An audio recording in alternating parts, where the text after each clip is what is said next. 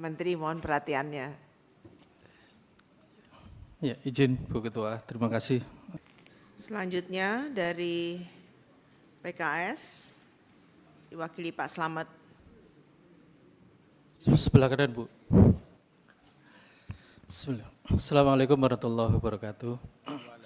Ibu Ketua dan Pak Yuhan yang duduk di depan yang saya hormati, rekan-rekan anggota yang saya hormati, Bapak Menteri dan seluruh jajaran KKP yang juga saya hormati. Masih suasana Syawal, menyampaikan mohon maaf lahir batin. Mudah-mudahan setelah ini, setelah memaafkan, kita lancar urusannya, insya Allah.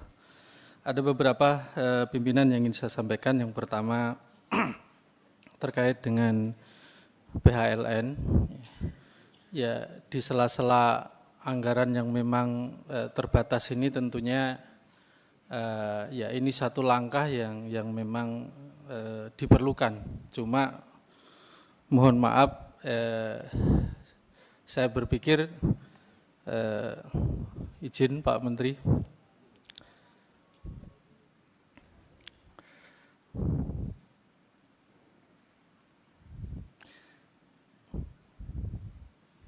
Pak Menteri, mohon perhatiannya. Ya, izin Bu Ketua, terima kasih. Jadi terkait dengan yang pertama PHLN Pak Menteri. Jadi ya karena keterbatasan anggaran tentunya ini satu langkah yang mungkin memang menjadi satu alternatif. Cuma menurut saya pikir tidak ada makan siang gratis. Artinya mohon ini menjadi catatan kita bahwa kepentingan nasional tetap menjadi menjadi dasar dari kita semuanya. Nilai-nilai merah putih harus tetap. Artinya saya ingin menyampaikan sebuah catatan bahwa PHLN diperlukan, tetapi jangan sampai kemudian nanti mengorbankan kepentingan nasional. Ya, jadi ini nih mungkin yang pertama. Yang kedua,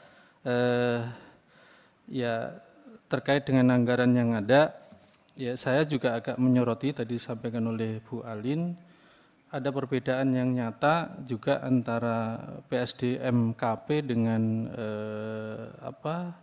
PSDKP. Maksud saya begini, ya kemarin kalau tidak salah anggarannya juga operasi setahun itu hanya 28 hari.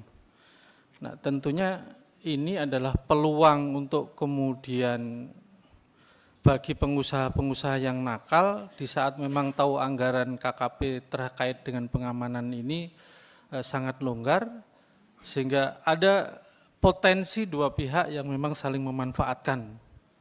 Artinya supaya pengamanannya karena memang dananya terbatas cuma 28 hari anggap begitu, sehingga pengusaha-pengusaha yang memang niat dari awal nakal dan tidak mau diawasi, tidak mau, nah ini mohon bagaimana diambilkan solusi, sehingga saya juga ingin mendapatkan penjelasan PSDMKP ini kalau nggak salah lembaganya kan juga sudah dipecah sebagian ke karantina begitu ya, ini tapi anggarannya bukan, PSDMK itu yang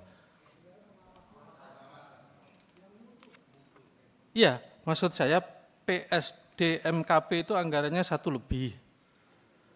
Sementara PSDKP hanya 600. 600 Pak. Saya ingin mendapatkan gambaran posisi PSDMKP-nya itu 1, sekian. Oh, Poltek gitu. Oke. Kalau yang badan mutu itu? Oke, ya. Berarti saya salah. Ya, kalau sekolah memang tidak bisa. Ini artinya yang poltek itu ya. Oke. Terima kasih Pak. Ya. Jadi tadi saya lihat ini kirain Bu Is gitu yang terkait dengan karantina. Mohon maaf kalau gitu. Ya karena kaitannya dengan sekolah, berarti ini memang itu. Nah, paling tidak catatan saya untuk keamanan laut ini juga mungkin 2026 kita juga perlu memberikan sorotan, syukur-syukur di 2025 siapa tahu ada rezekinya untuk ABT ya, karena kalau keamanan laut kita sudah cuma 28 hari, bagaimana kemudian kita akan bicara tentang PNBP dan lain-lain. Kemudian secara teknis untuk program, ya, saya mungkin memberikan sedikit evaluasi terkait misalnya di biovlog, Pak, itu bagus. Ini program bagus, sangat dibutuhkan masyarakat, ternyata secara teknis memang seharusnya evaluasi dari teman-teman untuk menuju keberhasilan, lebih baik 6 kolam tetapi aerotornya digedikan, daripada anggarannya tetap kita 8 tetapi aeratornya tidak maksimal. Ini sudah, nah mohon nanti dipertimbangkan secara teknis untuk menuju keberhasilan karena sarana ini menjadi penting ya. Mungkin jumlah kolamnya dikecilkan tetapi sarana yang lain kemudian dikuatkan. Ini hasil catatan dari teman-teman. Kemudian saya juga ingin mendapatkan penjelasan terkait dengan VMS yang lagi rame, Pak Menteri.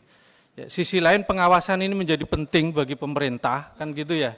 Tetapi ada apa kok penolakan rame-rame? Jadi sehingga di forum secara terbuka ini nanti kalau disampaikan, kalau ada yang kurang tepat juga bisa diklarifikasi di sini, apakah sosialisasinya yang kurang atau memang ya kadang ada pengusaha-pengusaha yang memang memanfaatkan ini memelintir itu untuk kemudian kepentingan mereka. Nah, mohon dijelaskan secara gamblang sehingga kami sebagai wakil rakyat juga bisa di tengah-tengah. Artinya kepentingan nelayan tetap kita bela, tetapi kita juga harus tahu posisi pemerintah ini ada di mana supaya nanti kita bisa tengah-tengah.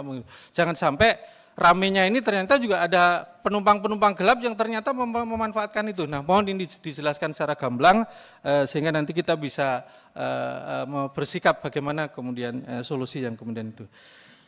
Yang terakhir, saya juga dengan anggaran yang kecil ini, Pak Menteri, keamanan laut ini kan masih ada di mana-mana. Atau bahasa penanganan keamanan laut dengan bahasa Coast Guard kita itu kan masih ada di mana-mana nih. Ada di Bakamla, ada di KPLP, ada di KKP dalam hal ini PSDKP dan juga ada yang lain. Apakah kemudian tidak segera ini juga mudah-mudahan menjadi legasi bagi Pak Menteri untuk dikuatkan lagi bagaimana RUU, jadi anggaran yang kecil tersebar-sebar kalau ini disatukan mudah-mudahan keamanan laut semakin kokoh gitu, sehingga usulan saya mohon dipertimbangkan, dikuatkan dan kami insya Allah akan mendukung terkait dengan RUU Coast Guard di kita. Itu mungkin beberapa catatan dari kami. Terima kasih. Assalamualaikum warahmatullahi wabarakatuh.